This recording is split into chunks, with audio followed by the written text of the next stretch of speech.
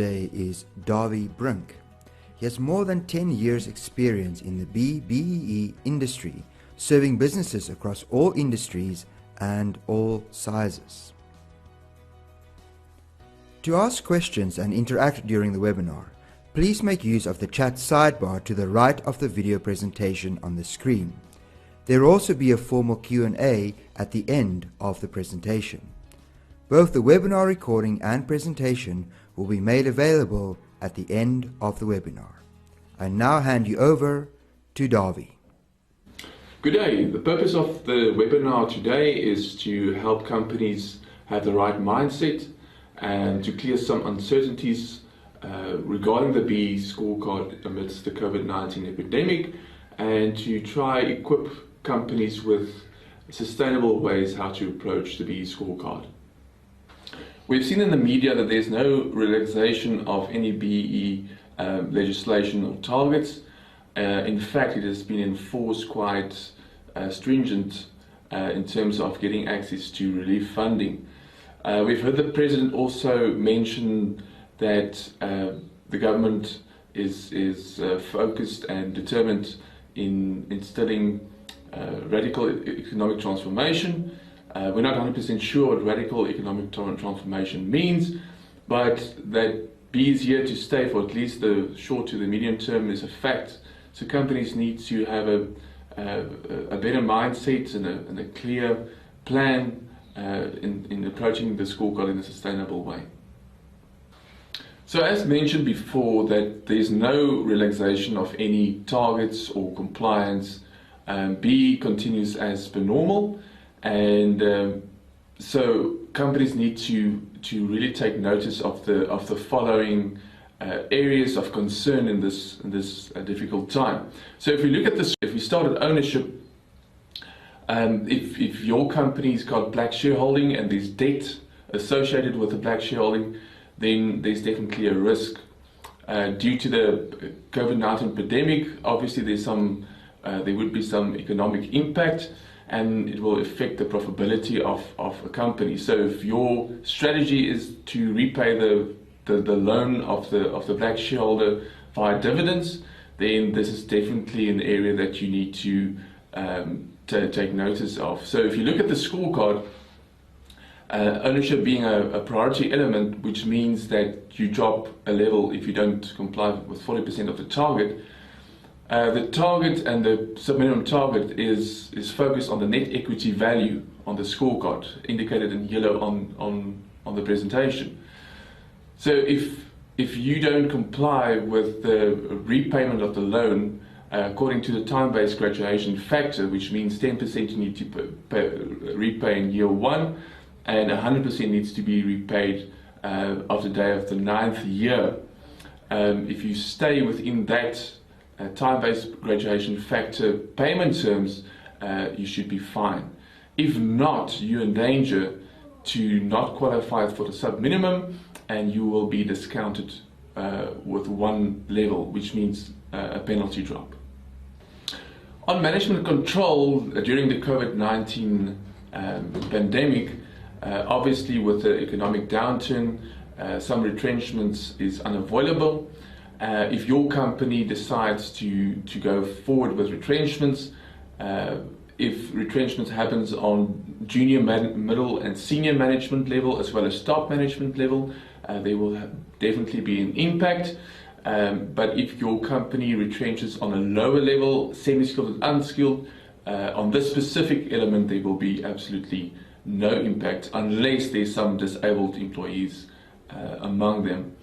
Management control, as with ownership, is measured at the day of the on-site, which means it's not fixed on your measurement period, but at the day when a SAAA accredited verification agency does the audit, on that particular day this element is measured. So skills development is one of the elements that will have the biggest impact due to the COVID-19 epidemic. And if you look at the scorecard quickly, I'm just going to explain how the targets are calculated and how it will have an impact. So the first criteria is 3.5% of the livable amount for black people That's training for all black people, employees or unemployed. Then 2.5% is for bursaries for black people, and then 0.3% is your target for disabled employees. So these are the monetary targets. Now obviously when there's a reduction in your SDL payments due to retrenchments, that target will be reduced. Now it's important to know that according to the SAAA Quick Reference Guide, a retrenchment payment is excluded when determining the leviable amount. So just keep that in mind as well. Then if we look at the number of black people on learnerships, apprenticeships and internships, that is a headcount target, and that is based on your total staff. So if you've got 100 staff members, then 5% of that is your target for the number of learnerships, apprenticeships and internships. Just keep in mind that there's demographic targets at play here as well. So the minimum that you will need to put on learnerships, apprenticeships and internships would be 6. That would be the minimum due to the demographic targets. Now obviously the absorption as well is based on the number of unemployed learnerships, internships and apprenticeships, and that will also be determined or have an impact on the number of those unemployed learners. Now procurement is also an element that will be impacted by the COVID-19 pandemic, and procurement is what drives BEE. Your client is requiring a BEE certificate from you, and you are requiring a BEE certificate from your suppliers. Obviously because of economic downturn, there will be some reduction in levels potentially from your suppliers, and it's important just to monitor that process. So if you look at the recognition table on the screen, you can see that a level 4 would give you 100% recognition. Now it's important for you to understand how it impacts your scorecard, and we'll discuss the marketing side of it later in the presentation.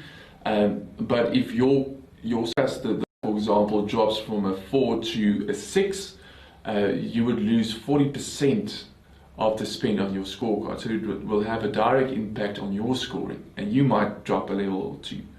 So it's important to keep your finger on the pulse, communicate with your suppliers. If you foresee that they are going to drop, have a plan and a strategy in place to counter that. It's very important. Now for the last 3 elements on the BEE scorecard, supply development, enterprise development and socioeconomic development, the targets are based on the net profit after tax. Now as a result of the COVID-19 pandemic, obviously there's going to be some reduction in profits, which will have a direct impact on these targets.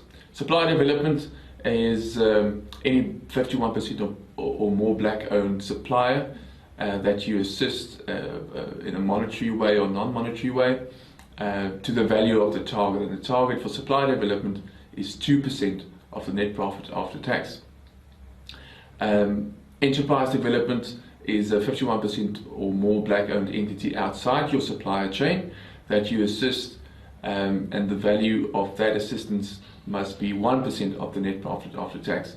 Socioeconomic development is a black individual or black individuals outside your company that you assist to improve their socioeconomic environment, and so those individuals have access to the economy. The target there is 1% of your net profit after tax. It's very important to have a kind of a projection of your profit margin, so you don't overspend on these areas. Also, this is measured in the measurement period, and you need to monitor the progress of this as you go along. Then lastly, YES, that's the Youth Employment Services. Now, if you're in a situation where you can't honor that agreement, that's a 12-month agreement that you sign with the Yes for Youth Foundation and with the Yes employees, you are at risk in dropping a level. So be warned and just plan accordingly. So the question is, if my company doesn't make a profit, will I still have a target for the last three elements, for supply development, for enterprise development, and socioeconomic development? And the answer is yes. If you don't make a profit, we go back 5 years on average to see if the average net profit after tax as a percentage of the turnover is more than 25% of the industry norm. If it's less, then we use 25% of the industry norm. That percentage of your annual turnover becomes your new net profit after tax. And then 2% for supply development, 1% for enterprise, and 1% for socioeconomic development becomes your new targets.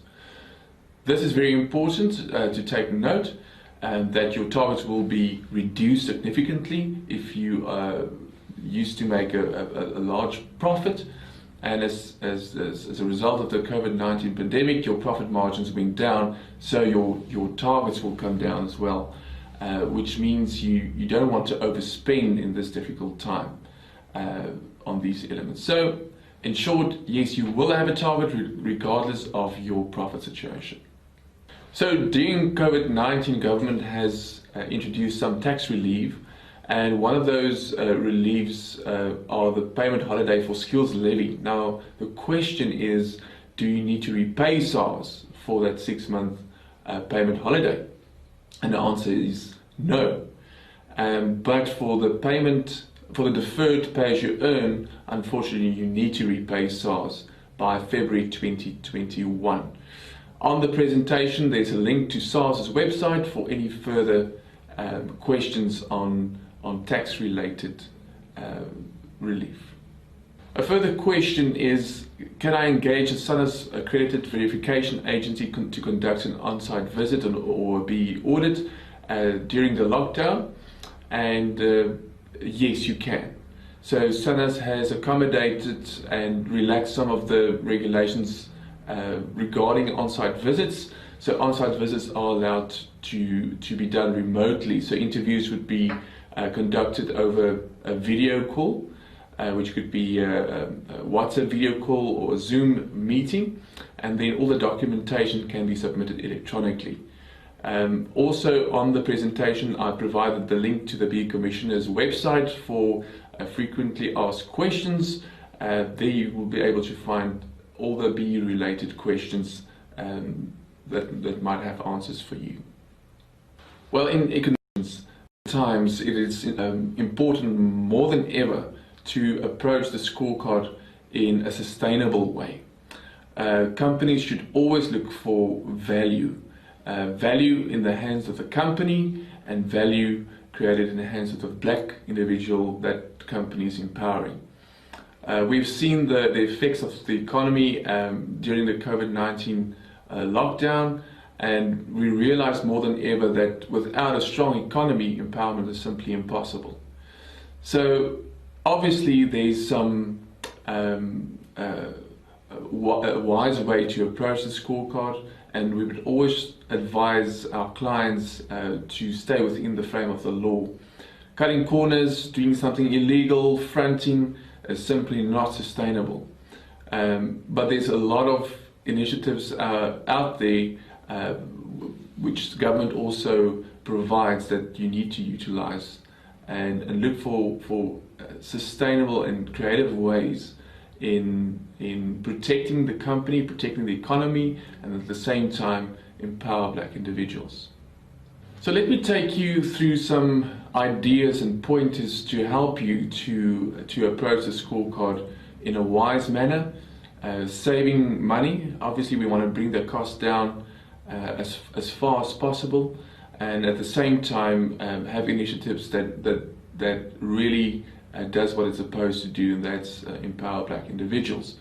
So the first thing is that you need to compare the rating fees of different verification agencies. Now obviously there's different interpretations in terms of the codes, and not all rating agencies does hold to the same interpretation, so it's very important to engage with your rating agency prior the verification, just to discuss your interpretation so you don't have a nasty surprise after the audit. But it's important to compare verification fees.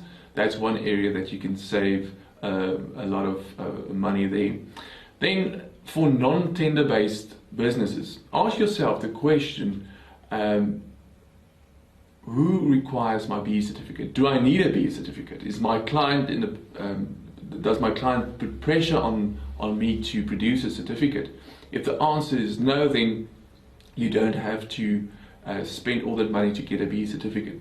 So the second question is, if they do require you to have a certificate, what is the level of the certificate? It's more expensive to get a better level, let's say level 4 and up, than just to be compliant, for example.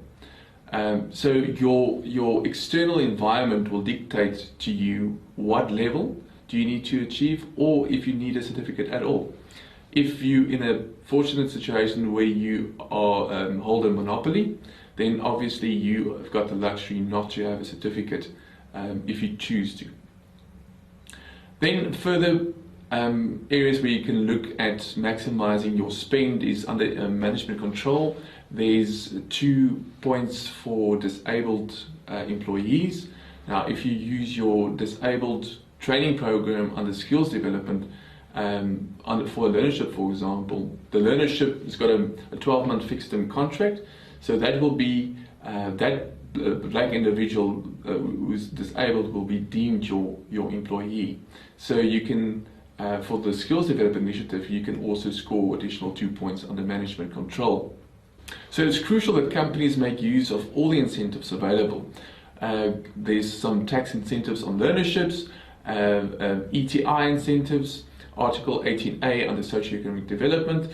So it will be wise to be aware of those incentives and then secondly make use of them. Then on learnerships, internships and apprenticeship under the skills development element, you'll notice that your targets are exceptionally high. 3.5% of leverable amount and 2.5% of leverable amount for bursaries and overall spend. Now, to reduce that cost, learnerships, apprenticeships and internships, you can also claim the salaries of your staff members for the months in that measurement period. So for example, if your measurement period of the learnership is running for a 6-month period in your measurement period, and that person earns a salary of 10,000 Rand a month, you can take 10,000 times 6, which is 60,000, plus the cost of a learnership that you can claim for your scorecard. My second point is that you need to be wise in terms of the timing of those learnerships. If you run the learnership, let's say halfway through your running of those learnerships, a learnership normally is about 12 months, that the balance of the period will run over into your following measurement period. Now the cost of the learnership will only be claimable in the first measurement period. What will be able to be claimed for the following verification is the months of the learnership in the new verification period. So you can claim the salary. So the balance of the learnership period, let's say for example it's 6 months, you can take the salary, let's use a salary of 10,000 Rand again, take 10,000 times 6 is 60,000 that you can claim towards your scorecard, as well as the head count.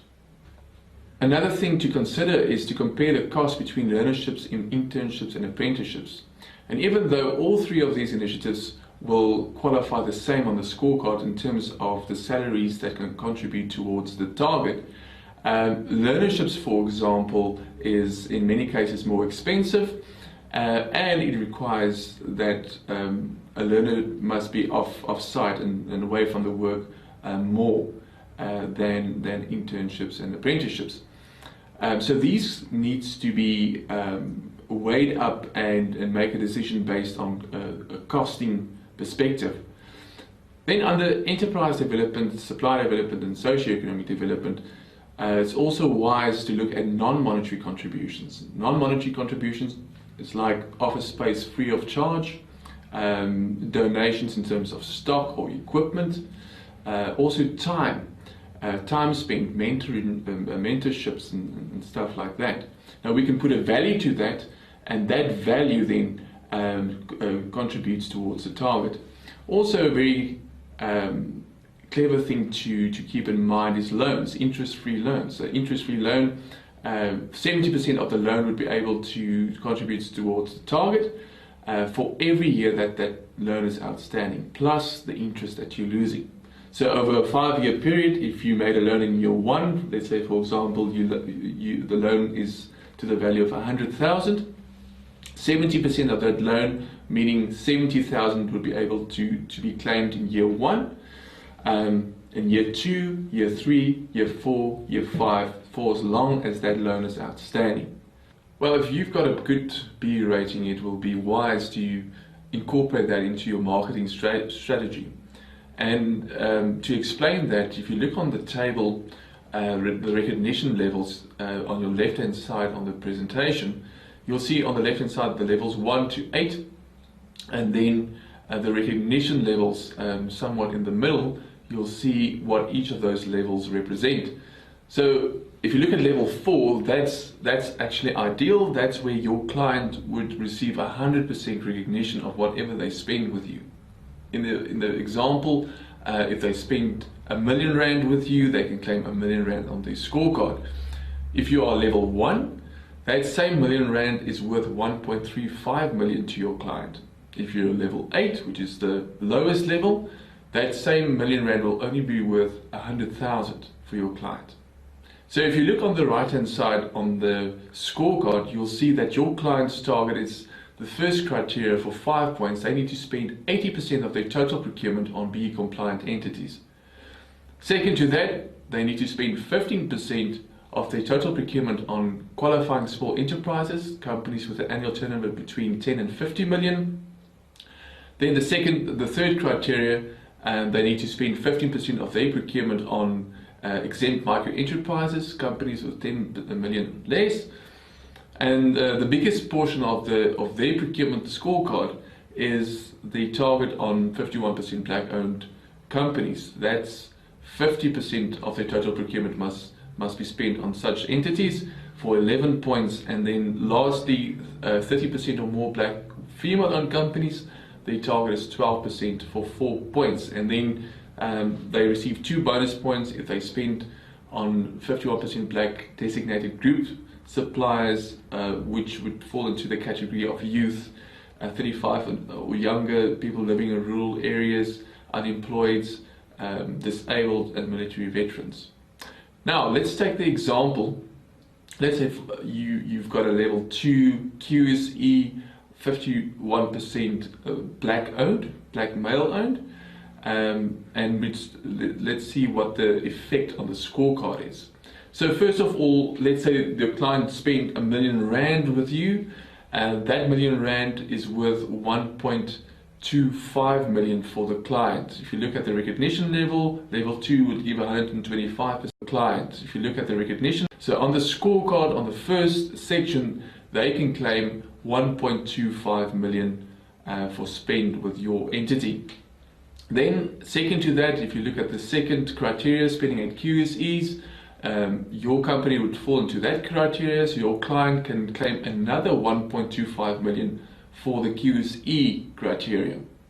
Then thirdly, because you're 51% black owned, your client can claim that same 1.25 million under the 51% black owned criteria, which is the biggest portion of the scorecard, and which is a lot of the focus is on these days. So in other words, your client can claim 1.25 at the first criteria, 1.25 at the QSE criteria, and 1.25 under the black ownership criteria, which means R1 spent with your entity equals R3.75 for your client. That is a big value. Not all level 2s are the same though.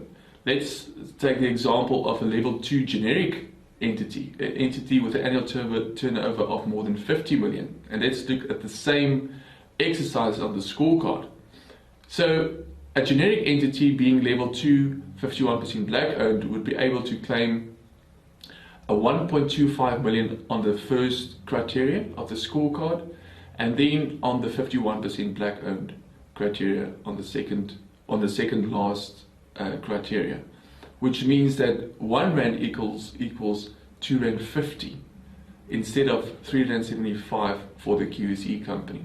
So this is the kind of things that you can incorporate in your marketing material to differentiate you from your competitors and to communicate the value that your company brings. Apart from price, goods and services, there's a value to be added in terms of the BE scorecard as well.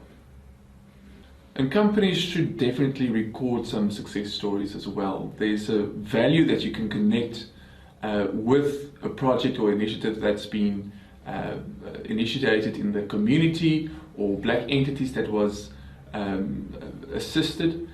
Those success stories can be published on your website.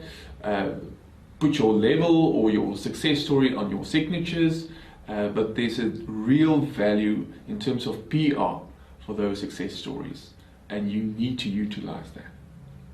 So to conclude, it seems like BE is going to remain with us for at least the short to the medium term. So it's important for companies to have the right mindset. Start with the end in view. What do you want to achieve with your BE plan? And reverse engineer from there. Look for creative ways within the frame of the law and reduce cost significantly. Thank you for attending the webinar. I really hope you found it very insightful, and if there's any questions, you're more than welcome to let me know. If you have any other questions, we will now give some time for you to ask them.